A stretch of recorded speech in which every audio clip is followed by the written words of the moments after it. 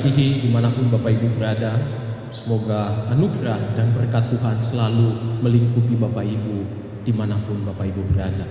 Pada minggu kali ini, Minggu Prapaskah keempat, di tengah situasi kita saat ini, kita tetap menyelenggarakan ibadah di rumah masing-masing, dan saya tetap menyelenggarakan khotbah yang Bapak Ibu bisa dengar dimanapun Bapak Ibu berada.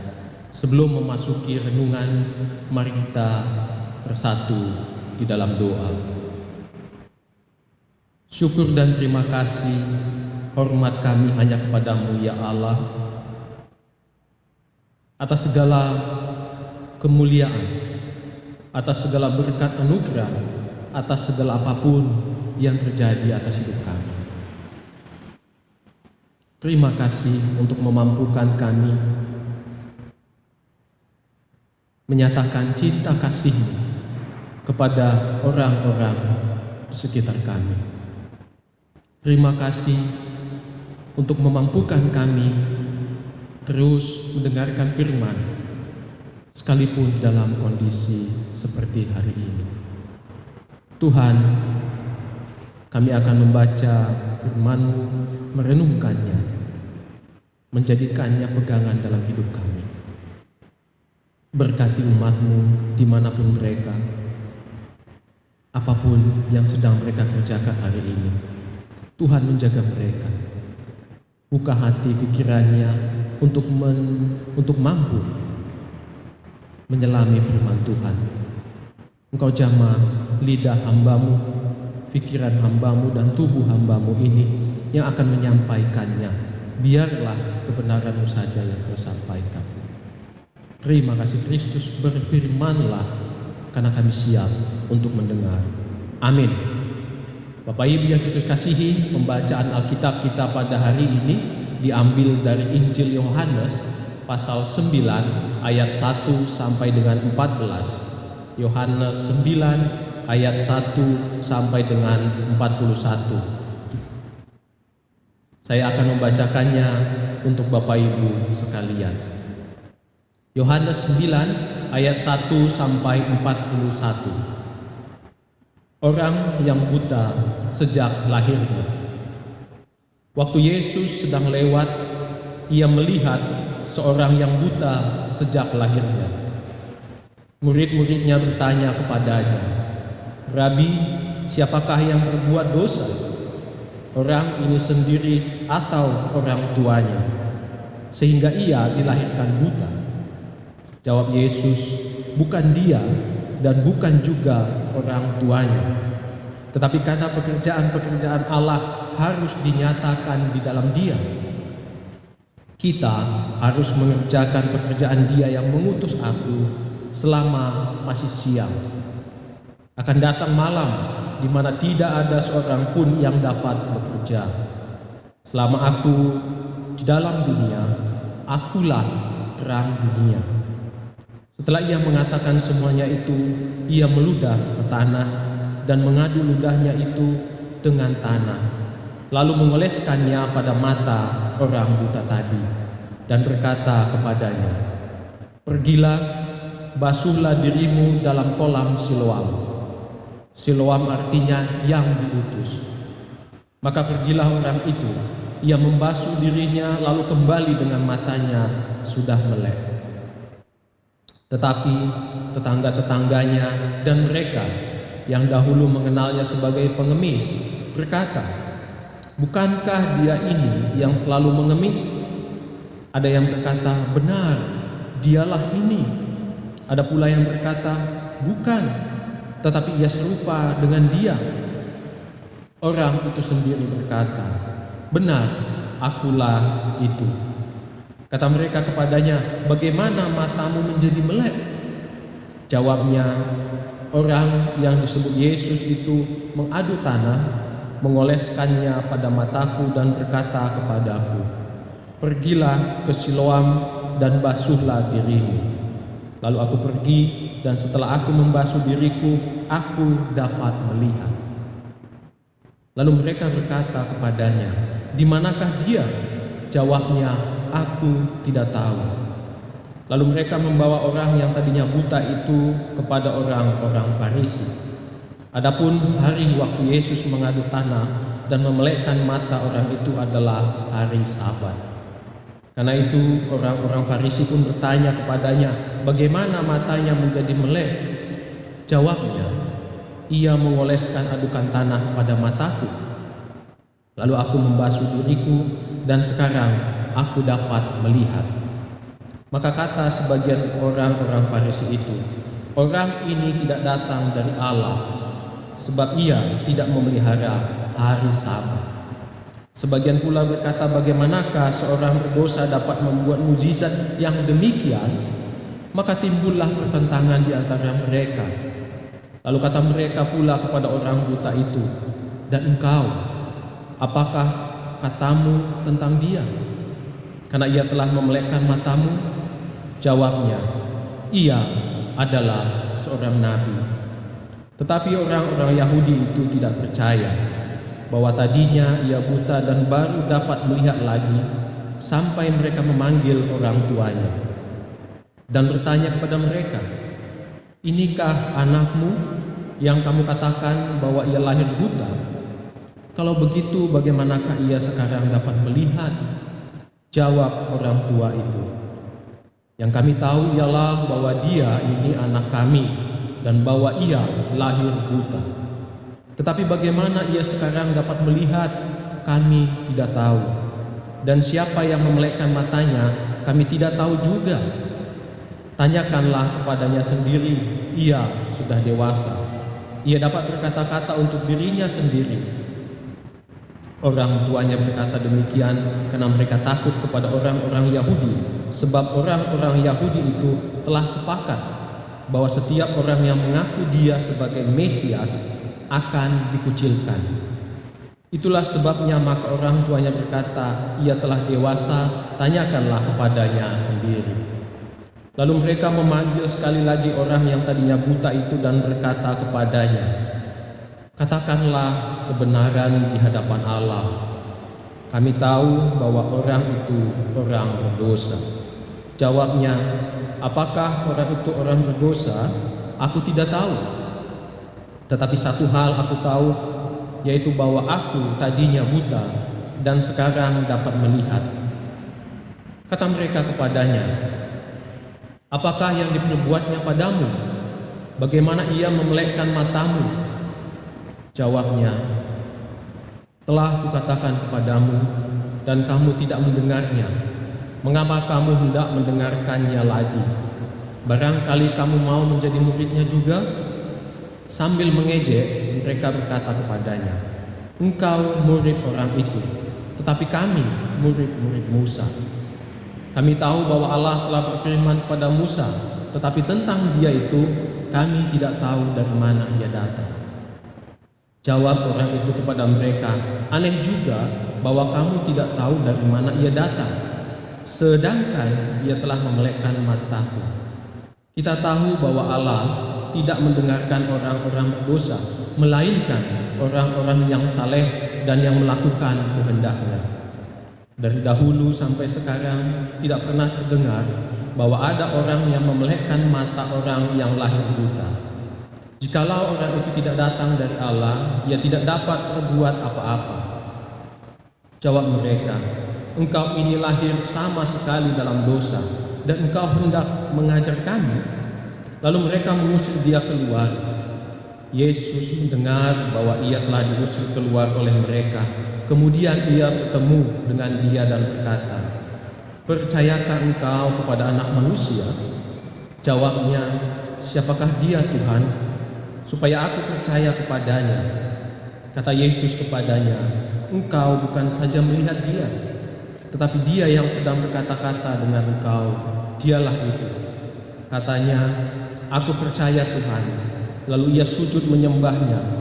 Kata Yesus, aku datang ke dalam dunia untuk menghakimi, supaya barang siapa yang tidak melihat dapat melihat, dan supaya barang siapa yang dapat melihat menjadi buta. Kata-kata itu didengar oleh beberapa orang Farisi yang berada di situ, dan mereka berkata kepadanya, apakah itu berarti bahwa kami juga buta? Jawab Yesus kepada mereka, "Sekiranya kamu buta, kamu tidak berdosa. Tapi karena kamu berkata, kami melihat, maka tetaplah dosamu." Sedemikian jauh pembacaan Alkitab kita. Yang berbahagia adalah mereka yang mendengarkan, menghayati, serta melakukannya. Haleluya. Bapak Ibu yang Kristus kasihi, di Minggu Prapaskah keempat ini, nas Yohanes 9 ini sungguh menarik untuk kita ulas. Ada banyak poin yang sebenarnya bisa kita angkat dari Yohanes 9 ayat 1 sampai 41 ini. Saya mencoba membaginya dalam beberapa bagian yang saya akan angkat hanya 2 saja untuk pertemuan ini. Yohanes 9 ayat 1 sampai 41 ini, pada ayat 1 sampai 7 itu pertemuan Yesus dengan orang buta yang sejak lahirnya. Yohanes 9 ayat 8 sampai 12 berisi tentang kesaksian orang yang buta itu yang sudah sembuh terhadap tetangganya. Lalu kemudian 13 sampai 34 kesaksian orang yang buta yang sudah disembuhkan terhadap orang-orang Farisi dan orang tuanya. 35 sampai 39 berisi tentang pengakuan confession, pengakuan iman orang buta itu terhadap Yesus sebagai Tuhan. Bapak Ibu yang Kristus kasihi, nas ini sungguh menarik karena diawali dengan aktivitas Yesus yang berjalan bersama murid-muridnya. Beberapa penafsir memberikan tafsiran bahwa Yohanes 9 ini ada hubungannya dengan Yohanes 8. Pada ayat 59, Yohanes 8 ayat 59 dikatakan Yesus menghilang dan meninggalkan bait Allah. Maka disambung dengan Yohanes 9 waktu Yesus sedang lewat. Ada yang memberikan tafsiran bahwa ketika Yesus meninggalkan bait Allah, Yesus dan murid-muridnya hendak pergi lalu bertemu dengan seorang yang buta sejak lahirnya.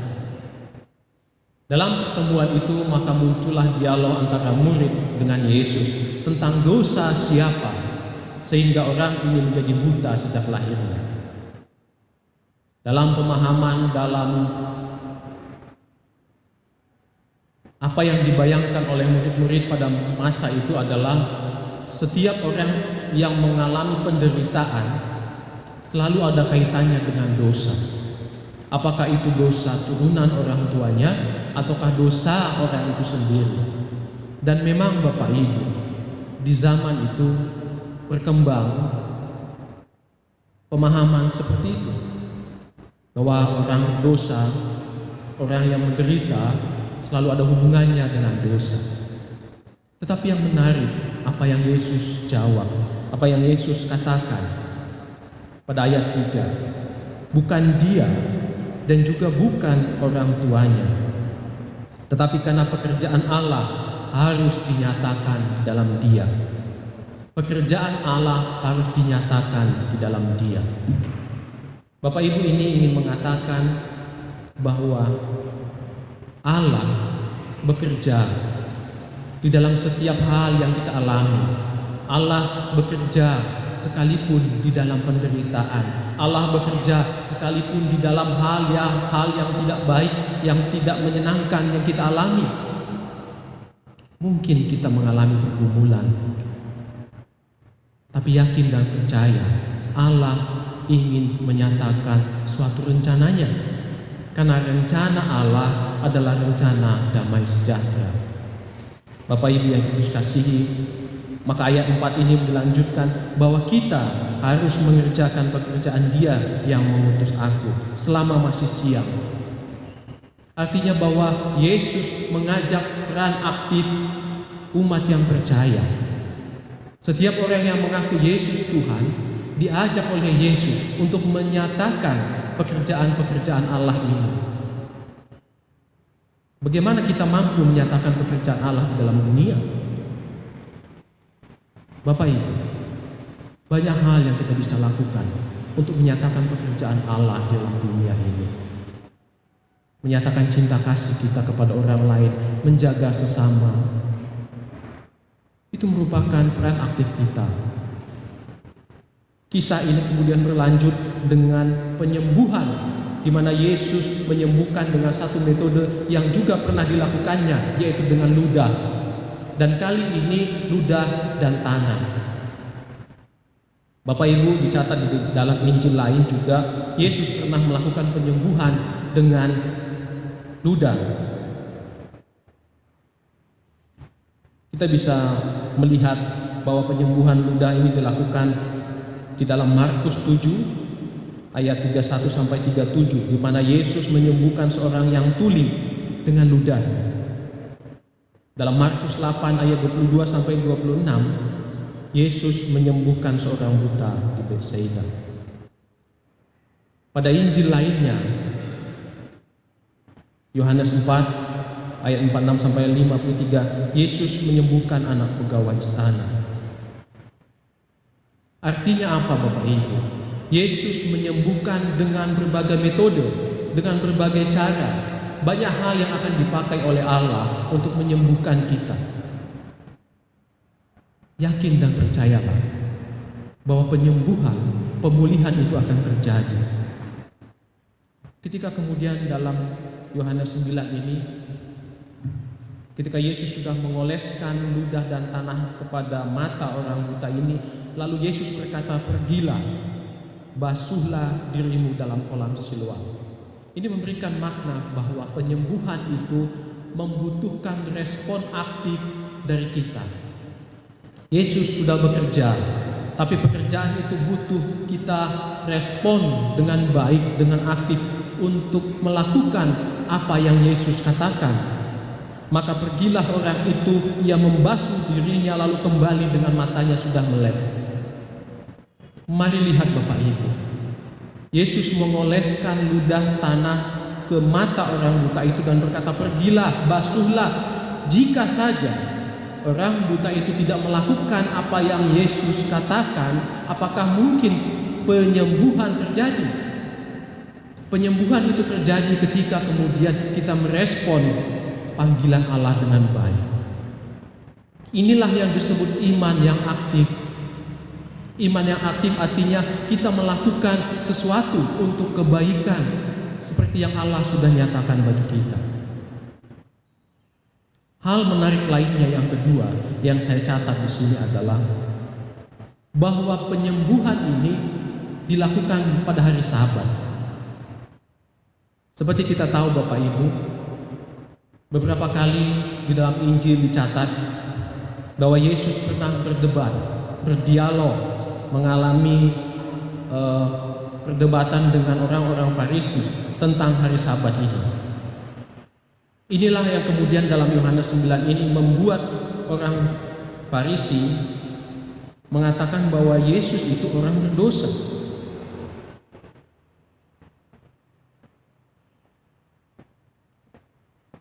Ayat 16 berkata, "Maka kata sebagian orang-orang Farisi itu, orang ini tidak datang dari Allah sebab ia tidak memelihara hari Sabat." Mereka menyangkal keberadaan Yesus yang dari Allah hanya karena Yesus melakukan penyembuhan pada hari Sabat.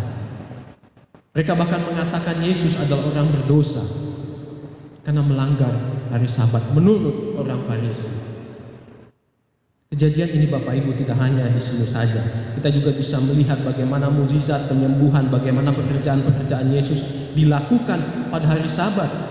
Dalam Injil Lukas 13 ayat 10 sampai 17, Yesus menyembuhkan seorang perempuan yang telah 18 tahun dirasuki roh sehingga sakit bungkuk dan tidak dapat berdiri dengan tegak pada hari Sabat. Matius 12 ayat 1 sampai 8 juga ketika Yesus memetik gandum pada hari Sabat. Matius 12 ayat 9 sampai 15a, Yesus menyembuhkan orang yang mati sebelah tangannya pada hari Sabat. Matius 12 ayat 12 itu mencatat, karena itu boleh berbuat baik pada hari Sabat. Lukas 14 ayat 1 sampai 6, Yesus menyembuhkan seorang yang sakit busung air pada hari Sabat. Yohanes 5 ayat 1 sampai 18, Yesus menyembuhkan orang yang sudah 38 tahun sakit pada hari Sabat. Bapak Ibu yang Yesus kasihi, apa yang ingin disampaikan di sini adalah Yesus bukan ingin meniadakan hukum Taurat dan kitab para nabi, tapi Yesus menggenapinya. Yesus melengkapinya.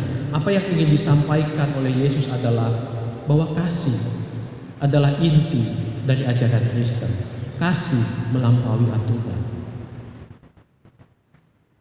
Bapak Ibu yang Yesus kasihi, pada situasi kita hari ini, wujud kita mengasihi adalah dengan menjaga, mengikuti apa yang pemerintah sudah anjurkan untuk kita social distance. Kita menjaga teman-teman kita menjaga sahabat-sahabat kita. Agar apa? Supaya pandemi virus corona ini bisa kita putus mata rantainya. Dan dengan demikian kita sudah berbuat kasih. Bapak Ibu yang Yesus kasihi, jangan gentar, jangan ragu bahwa apa yang Bapak Ibu sudah lakukan dengan berdiam diri di rumah adalah wujud dari kasih untuk menjaga sesama. Mengakhiri renungan ini, saya ingin menyatakan ada sebuah kisah antara guru dan murid. Murid dan guru ini berjalan, mereka menyusuri sungai dan melihat seorang perempuan ingin menyeberang sungai tetapi tidak mampu karena keadaannya. Lalu guru ini menggendong perempuan ini dan menyeberangkannya. Lalu murid ini bertanya, "Guru, mengapakah engkau melakukan itu padahal engkau tahu kita dilarang untuk bersentuhan dengan perempuan?" Tapi jawaban guru ini berkata, "Muridku, mengapakah engkau masih membawanya dalam pikiranmu, sementara aku sudah meninggalkannya di seberang?" Bapak Ibu yang Yesus kasihi, dengan renungan ini, semoga Tuhan memberkati kita, semoga Tuhan memanggil kita untuk menjadi pelaku-pelaku kasih-Nya. Amin. Kita bersatu di dalam doa. Kami mengucap syukur ya Kristus untuk apa yang Engkau telah nyatakan bagi kami, untuk